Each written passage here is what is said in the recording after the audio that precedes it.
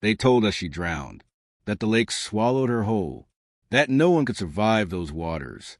But 15 years later, a fisherman cast his sonar, and what he pulled up shattered everything we thought we knew. This is not a legend, not an urban myth. This is the real-life disappearance of Tina Martin, a mother of two who went missing in 2008, and the eerie twist that came 15 years later, when her fate was finally dragged from the depths of Lake Norman. It was February 13th, 2008, a gray, ordinary Wednesday in Catawba County, North Carolina. Tina Martin kissed her two daughters goodbye that morning before heading out in her 1996 Ford Thunderbird. She told her neighbor she was running errands, a quick trip, nothing unusual, except she never returned. When she missed dinner, her family panicked. Tina was a creature of habit. Calls to her phone went unanswered. Her husband reported her missing by nightfall. The local sheriff's department launched a search within hours. The Thunderbird was gone. No sign of Tina. No note. No argument. No explanation. Within days, every local trail, roadside, and waterway had been canvassed. Police helicopters scanned the countryside. With infrared, divers plunged into nearby rivers and lakes. Her face was plastered on every telephone pole. But there was nothing. Lake Norman, the largest man-made lake in North Carolina, became a focus. Murky and deceptively deep, it had claimed lives before. Still, search boats swept its surface and sonar-equipped divers combed its floor, but Tina's vehicle and body remained missing. After weeks turned into months, the search quieted. Her case, like so many others, went cold.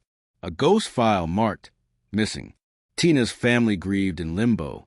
Her daughters grew up without answers. Her husband clung to theories. Maybe she fled. Maybe she started over. Maybe she was taken. He scoured every lead himself.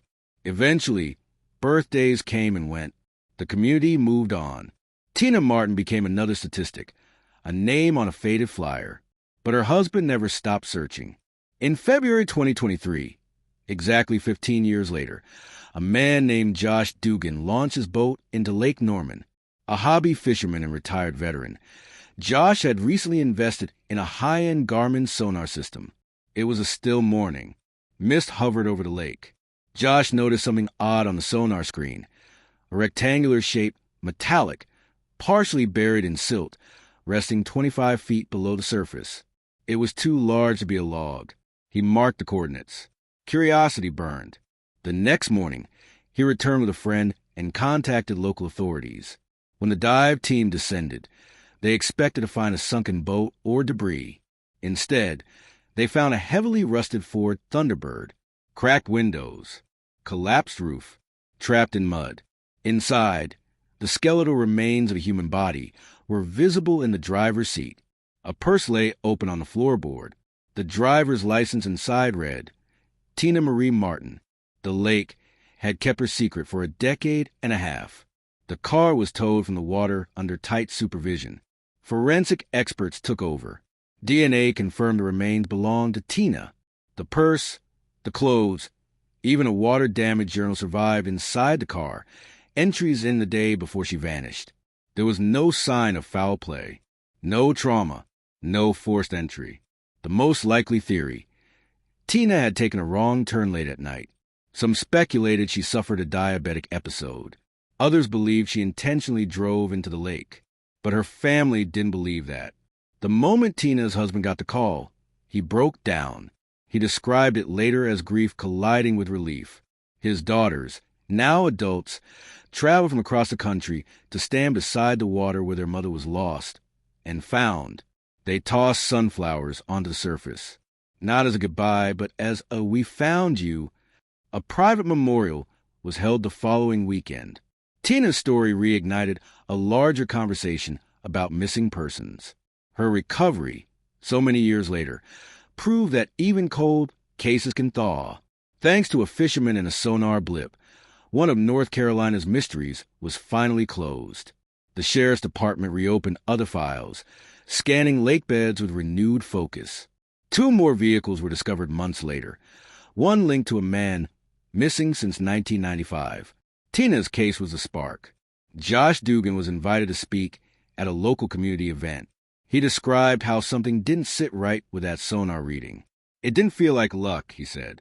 It felt like someone wanted to be found. He never sought attention, but he became a symbol of the unexpected hero, a man who brought closure with a fishing rod and some curiosity.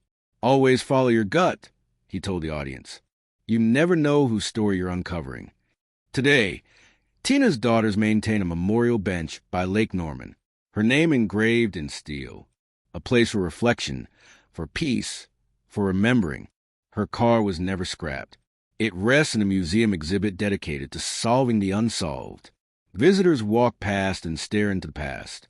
She was gone, but not forgotten, because even after 15 years of silence, the lake gave her back.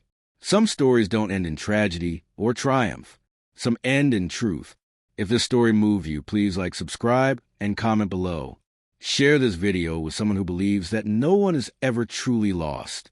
This has been Traces of Truth, because even the deepest waters can't bury the truth forever.